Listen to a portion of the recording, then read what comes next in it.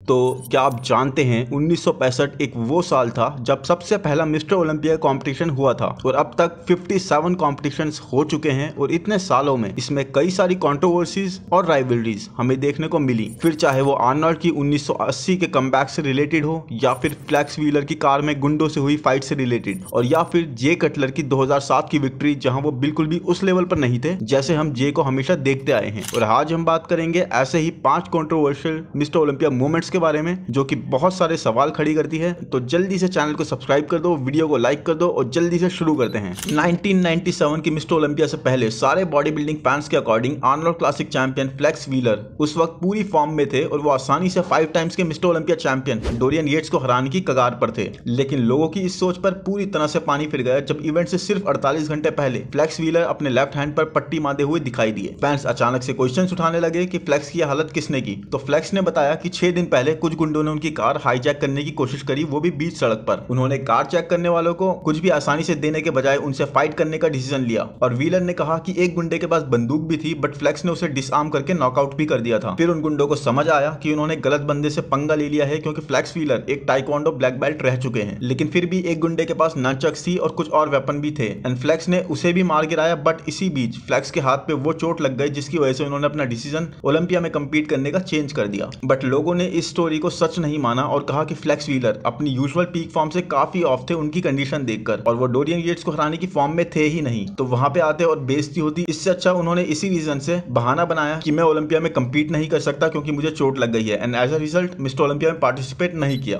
हमारी next controversy revolve करती है मिस्टर ओलंपिया 2019 के टॉप 3 बॉडी बिल्डर्स के अराउंड ब्रैंडन करी, विलियम मॉनेक और हार्डी चूपन। हार्डी चूपन का यह फर्स्ट ईयर था ओलंपिया में और इस ओलंपिया में बिग रैमी मिस्टर ओलंपिया के पार्ट नहीं थे। शॉन डॉर्डन जिन्होंने 7 times Mister Olympia champion Phil Heath को हराया था 2018 में, वो भी अवेलेबल नहीं थे और ना ही फिल हीथ। तो ये तीनों काफी बड़े नाम थे जो अवेलेबल ही नहीं थे और हमें कोई नया चैंपियन मिलने वाला था। बट एक बॉडी बिल्डर जिसको लोग बहुत पसंद करते हैं आज के टाइम में, जिसकी कंडीशन हमेशा से टॉप नॉच रहती है। वैसे तो इनका ये फर्स्ट ओलंपिया था लेकिन उसके बाद भी इस लाइनअप में उनका जीतना तय था क्योंकि उनकी कंडीशन सबसे बेस्ट थी और वो बहुत ज्यादा अमेजिंग लग रहे थे। लेकिन इतनी बेस्ट कंडीशन होने के बाद भी चैंपियन बनते हैं ब्रैंडन करी। ऑब्वियसली लोग इस विक्ट्री से बिल्कुल खुश नहीं थे, बहुत नाराज दिख रहे थे वहीं पर ही, क्योंकि क्लियरली इस टॉप 3 लाइनअप में जो सबसे ज्यादा कंडीशन बॉडी बिल्डर थे वो थे हार्डी चूपन। तो अगर फर्स्ट नहीं तो सेकंड आना तो इनका तय था, बट ऐसा कुछ नहीं हुआ और हार्डी चूपन की प्लेसिंग आई थर्ड। और लोग इसीलिए और भड़के कि हार्डी चूपन को जजेस ने और या मैं कहूं फेडरेशन ने सेकंड प्लेस भी नहीं सीधा थर्ड प्लेस पे खड़ा कर दिया। By the way channel subscribe कर दो अभी, कॉज काफी रिसर्च करनी पड़ती है ऐसी वीडियोस बनाने में, तो आपकी अप्रिसिएशन मुझे मोटिवेट करती है।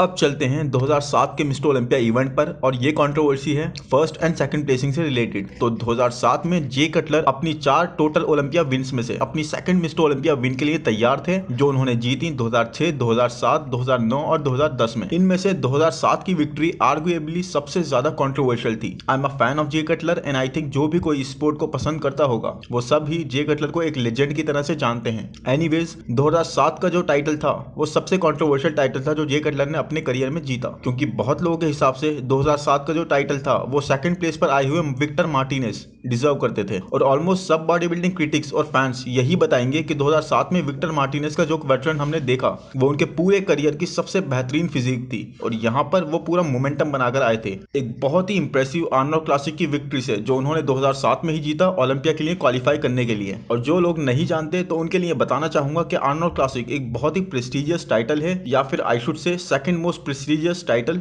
ओलंपिया के बाद। और फिर ओलंपिया में विक्टर फिनोमिनल लग रहे थे और ये उनकी बेस्ट शोइंग थी और फिर भी उनको सेकंड प्लेस पे खड़ा किया गया। नाउ जे कटलर एक जबरदस्त बॉडी बिल्डर है, one of the best of all time, but 2007 के जे कटलर वो जे कटलर नहीं थे जिनको हम देखा करते थे। फैंस हो या फिर क्रिटिक्स या जितने भी लोगों ने वहां देखा वो सब ये जानते हैं। एंड प्लीज एक बात पर ध्यान दीजिए कि ये जे का सेकंड टाइटल था और फर्स्ट उन्होंने जीता था 2006 में और इसके बाद वाले साल यानी 2008 में जे कटलर ने ये टाइटल लूज कर दिया था डेक्स्टर जैक्सन से। और बहुत सारे लोग इस डिफीट का क्रेडिट देते हैं जे की 2007 की फिजिक को, क्योंकि जैसे वो ऑफ थे 2007 में, उसने 2008 में उनसे लोगों की एक्सपेक्टेशंस बहुत ज्यादा बढ़ा दी थी, चाहे वो जजेस हो, क्रिटिक्स हो या फिर फैंस, बहुत ज्यादा हाई एक्सपेक्टेशंस रखते थे। और 2008 में लोग जे को टाइटल सिर्फ तभी देने वाले थे जब जे कटलर सिग्निफिकेंटली बेटर आए अपनी 2007 की फिजिक से।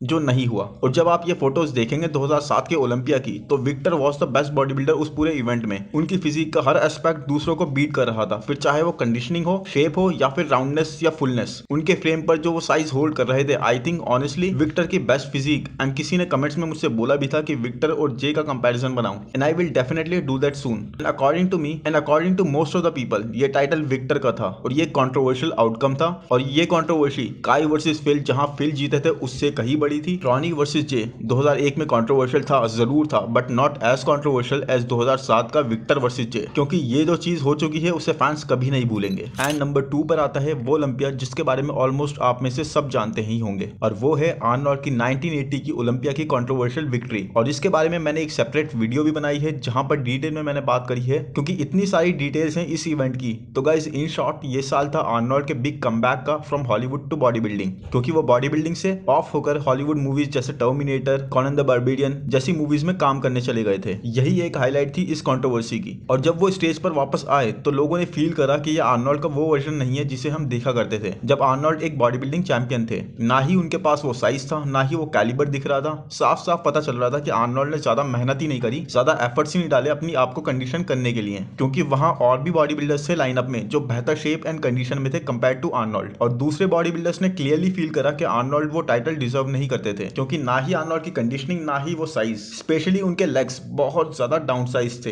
एक और बहुत बड़ी की इन्फॉर्मेशन जो आपको पता होनी चाहिए वो ये कि इस साल आर्नोल्ड ने किसी को भी पता ही नहीं लगने दिया कि वो कंपीट कर रहे हैं। वो बैक स्टेज थे और सारे बॉडी बिल्डर्स से हंसी मजाक और कैचअप करने में लगे हुए थे, और वहीं पर उन्होंने बाकी कंपेटिटर्स को बताया कि बाय द वे मैं कंपीट कर रहा हूं आज ही। और इस आर्नोल्ड के कमबैक के बारे में कोई नहीं जानता था उन लोगों के अलावा जो आर्नोल्ड की डॉक्यूमेंट्री प्रोड्यूस कर रहे थे उस टाइम पर। तो एक ये एस्पेक्ट था, और साथ ही आर्नोल्ड को उनकी डॉक्यूमेंट्री जो बन रही थी उसके लिए कैमरा क्रू हर जगह फॉलो कर रहा था। और इस चीज ने बाकी सारे कंपेटिटर्स को काइंड ऑफ गलत वाइब दी, क्योंकि सारा अटेंशन एकदम से डाइवर्ट हो गया था उस पूरे इवेंट का आर्नोल्ड पर। और इसीलिए इवेंट के स्टार्ट होने से पहले से ही लोग आर्नोल्ड की प्रेजेंस वहां पसंद नहीं कर रहे थे। नाउ एक और बहुत बड़ी इंपॉर्टेंट डिटेल इस इवेंट की कि 3 टाइम्स के Mister Olympia champion Frank Zen जो अपनी 4th ओलंपिया टाइटल के लिए अटेम्प्ट कर रहे थे यहाँ पर, वो प्लेस हुए यहाँ पर 3rd। और सेकंड आए क्रिस डिकरसन आर्नोल्ड की फर्स्ट प्लेसिंग के बाद, जो ऑब्वियसली जीत गए थे 1980 में। और एक बहुत बड़ा रीजन और जिससे लोगों ने आर्नोल्ड की प्रेजेंस पसंद नहीं करी वो ये था गाइस कि आर्नोल्ड लेट 70s में ओलंपिया के प्रमोटर बन चुके थे।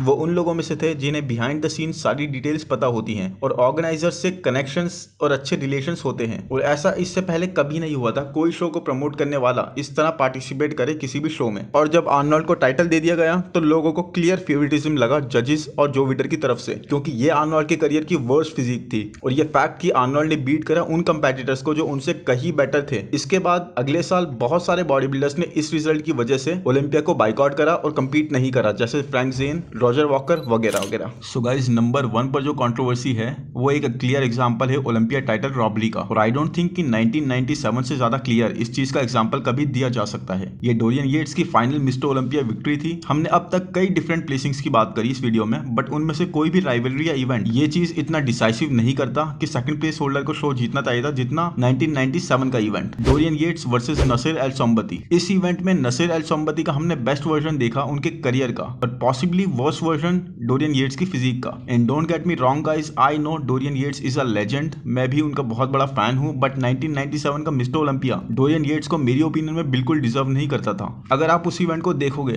तो स्पेसिफिकली मैं आपको बोलूंगा कि आप दोनों के फ्रंट डबल बाइसेप को देखो, और इसलिए क्योंकि ये पोज एक क्लियरेस्ट एग्जांपल है कि क्यों ऐसा लगता है कि ये टाइटल नसीर से रॉब कर लिया गया और डोरियन इसे डिजर्व नहीं करते थे। देखिए नसीर की बॉडी इस पोज में कितनी सुपीरियर है डोरियन येट्स से, और ये सिर्फ इसी पोज में नहीं बट आप जितने भी पोज देखोगे तो आपको ऐसा ही लगेगा इस ओलंपिया के लिए। और इस पोज की बात मैंने सिर्फ इसलिए करी क्योंकि जो सबसे स्ट्रॉन्ग पोज था नसीर का वो फ्रंट डबल बाइसेप ही था। बहुत ही डोमिनेटिंग फिजिक इनकी लग रही थी इस पोज में। नाउ वी नो कि डोरियन के बाइसेप और ट्राइसेप में बहुत ज्यादा इंजरीज हो रखी हैं पहले से ही, बट डोरियन कभी भी अपने अच्छे आर्म जेनेटिक्स के लिए नहीं जाने गए। हमेशा से ही सबको पता था कि डोरियन के arms are the odd aspect of the legendary physique, और इस साल उनके आर्म्स में बहुत ज्यादा इंबैलेंस भी था जो आप देख सकते हैं। इनके प्रोपोर्शंस और सिमेट्री वो बिल्कुल क्लियर गायब हो गई थी। But then guys title winner हो सकते थे Nasser El Sonbaty. Crazy roundness और फुलनेस थी उनके आर्म्स में, और फिजिक के हर एस्पेक्ट में, फिर चाहे वो मास हो, फुलनेस हो या फिर कंडीशनिंग, वो सब में डोरियन येट्स को बीट कर रहे थे। और आई थिंक इससे क्लियर कंट्रोवर्शियल डिसीजन या फिर गलत डिसीजन अभी तक बॉडी बिल्डिंग के स्पोर्ट में नहीं देखा गया, जहां ये इतना ऑब्वियस हो गया था कि डिसीजन गलत दिया जा रहा है। तो गाइस आई होप ये वीडियो आपको पसंद आया होगा। बॉडी बिल्डिंग के वर्ल्ड में ऐसी ऐसी बहुत ज्यादा कंट्रोवर्सीज होती ही रहती हैं, बट आई थिंक मैं आपके पास जो अभी लेकर आया हूँ वो अब तक की 5 सबसे बड़ी कंट्रोवर्सीज में से थी। तो ऐसे ही और वीडियोस मैं बनाता रहूंगा। अगर आपको वीडियो पसंद आया हो तो लाइक कर देना, चैनल को सब्सक्राइब कर देना। Thank you, bye bye.